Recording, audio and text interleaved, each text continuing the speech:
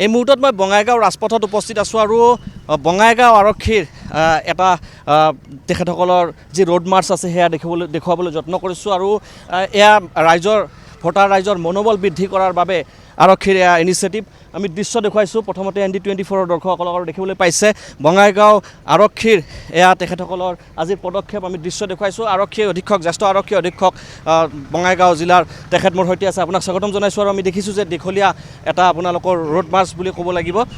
কি ক'ব, কিহৰ বাবে এই আপোনালোকৰ এই পদক্ষেপ? চাওক, অহা 9 তাৰিখে আমাৰ সাধাৰণ নিৰ্বাচন অনুষ্ঠিত হ'ব। তাৰ উপলক্ষে সমগ্ৰ অসমৰ লগতে আজি আমাৰ বঙাইগাঁও জিলাত আমি ৰুট মাৰ্চ সকলো পথত আমি গোটেই জিলাখনতে ৰুট মাৰ্চ আদি অনুষ্ঠিত কৰিছোঁ। আৰু ইয়াৰ দ্বাৰা আমি ৰাইজক এইটোৱে বাৰ্তা দিব বিচাৰিছোঁ যে আপোনালোকে সম্পূৰ্ণ নিৰ্ভয়ে বৃহৎ সংখ্যক লোক ওলাই আহি ভোটদান প্ৰক্ৰিয়াত অংশগ্ৰহণ কৰক আৰু তাৰ লগতে এই গণতন্ত্ৰৰ যি উৎসৱ আছে এই উৎসৱক আপোনালোকে পালন কৰক। আমি ৰাইজক এইটো বুজাব বিচাৰিছোঁ যে এতিয়া বৰ্তমান সময়ত আমি যি ধৰণৰ ব্যৱস্থা গ্ৰহণ কৰিছোঁ, ৰাইজে কোনো ধৰণৰ শংকাত ভুগিব নালাগে।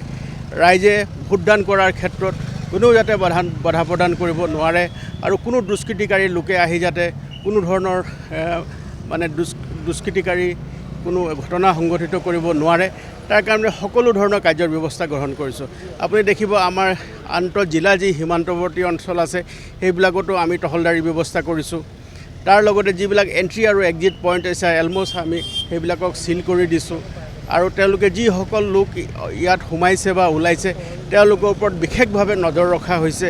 গতিকে আমি এইটোৱে ক'ব পাৰোঁ যে ৰাইজৰ এই যি অংশগ্ৰহণ কৰিবলগীয়া গণতন্ত্ৰৰ এই উৎসৱত সম্পূৰ্ণ নিৰ্ভয়ে শংকামুক্ত হৈ আৰু বৃহৎ সংখ্যক লোক ওলাই আহি এই যিটো ভোটদানৰ যি কাৰ্যসূচী আছে তাক কৃতকাৰ্য কৰক আৰু এটা অভূতপূৰ্ব এটা ধৰণৰ এটা সঁহাৰি ৰাইজে লাভ কৰাৰ কাৰণে আমি এই যিটো ৰুট মাৰ্চ সেইটো আমি ইয়াৰ কাৰ্যসূচী আমি গ্ৰহণ কৰিছোঁ। ভোটকেন্দ্ৰসমূহত কি ধৰণৰ ব্যৱস্থা থাকিব, বিশেষকৈ 157টা ক্ৰিটিকেল পলিং ষ্টেচন আছে, তাত কি ধৰণৰ ব্যৱস্থা থাকিব আপোনালোকৰ?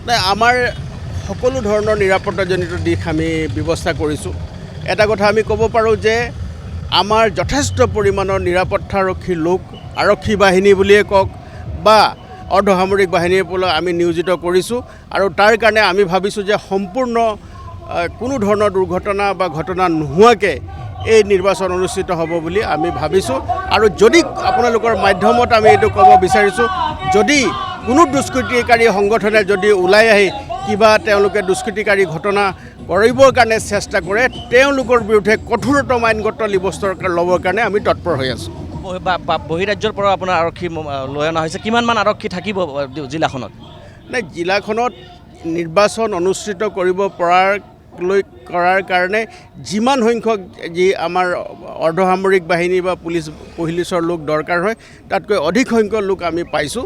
গতিকে আমি ৰাইজক এইটোৱে ক'ব বিচাৰিছোঁ যে সম্পূৰ্ণ শংকামুক্ত হৈ পেলাই আপোনালোকে ভোটদানৰ কাৰ্যসূচীত অংশগ্ৰহণ কৰক। CCTVৰ ব্যৱস্থা আছে, সকলো আছে, প্ৰতিটো অঞ্চলতে CCTV ব্যৱস্থা আছে।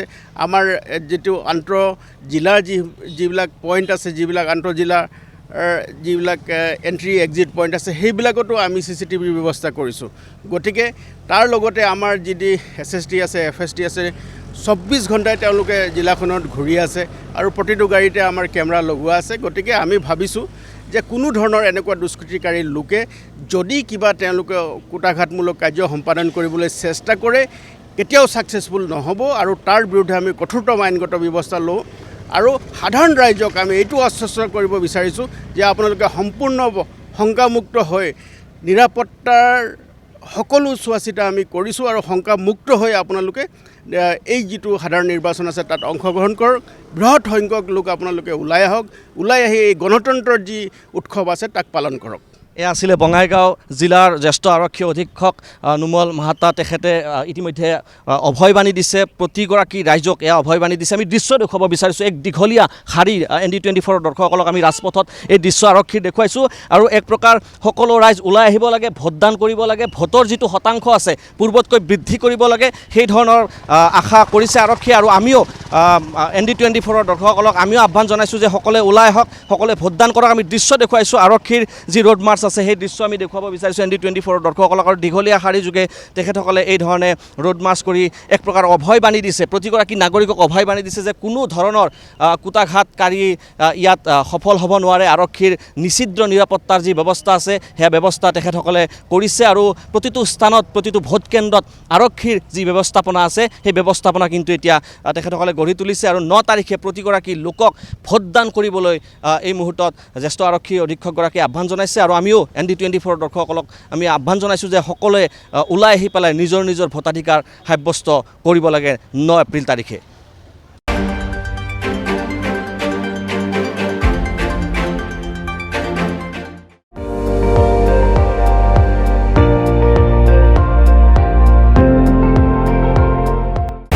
আপুনি চাই আছে ND24, সৰ্বশ্ৰেষ্ঠ নহয় সৰ্বোত্তমৰ দৌৰ।